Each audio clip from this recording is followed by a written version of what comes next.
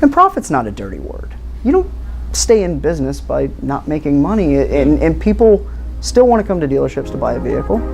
If not, then we wouldn't exist, you know.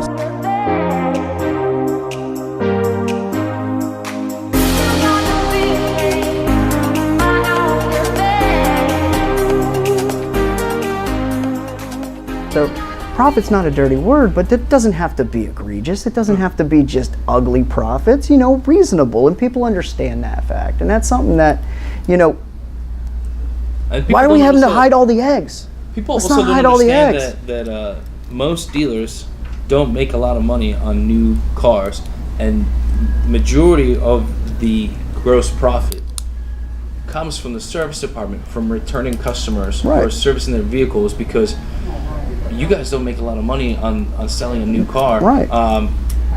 You guys make a little bit of money on the service side, and you have to do a really, really good job servicing the vehicle and servicing the customer. Sure. And the manufacturer, if they're not happy with you, they can cause a lot of trouble. Oh, by all CSI means. Index, yeah. By all means, yeah. I mean, if you're doing nothing but, you know, upsetting customers all the time, you're going to hear about it. Yeah.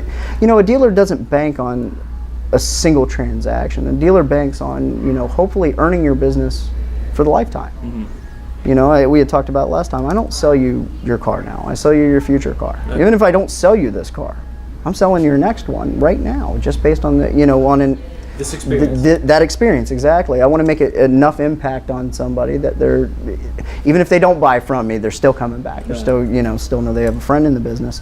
And that's, you know, that's actually one of the big things with you, and your follow-up is something that I've touted quite a bit, and why, you know, we want to continue to partner with you and all of that is because you've built a relationship. You haven't built something, you don't sell me anything. You basically lay out the options there and show me what I have available to me. And just like any other consumer, I'm buying a product there, and you always come to the table with some sort of doubts. But if you need it, it's there. But you know, ultimately, the way my sales process goes, and can't say for the industry, I've never sold cars. Sure. But I always say, look, I'd like to tell you about what we have and let you decide if this is something that interests you. If it does, this is the price.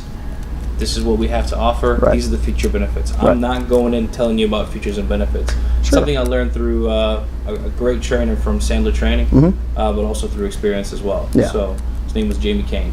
It's everything's laid out front. You know, Right. if I wanted to delve deep enough into a product, I could price shop you all day long and all this stuff, and I could probably save $50 maybe on a product, whatever the case is, but it doesn't come with the relationship associated with it on the other end. You know, I think that people are smart enough and they're thinking long term enough to lessen the importance on the price as much as they are on the relationship they've built. And you know, I use my dad as a lot of examples, unfortunately, and I love my dad to death, but he didn't buy a car from us. Unfortunately, he found somebody at he's a big Volvo fan, and of course they're making a beautiful product now and a fantastic vehicle, they always have, but you know, the technology they have nowadays is insane. He still can't figure out how to self-park the thing, but he found a salesperson that he worked with, and my dad's the type that never liked car salesmen, the old car salesman back in the day, you know, and now he's found somebody that just wants to service him.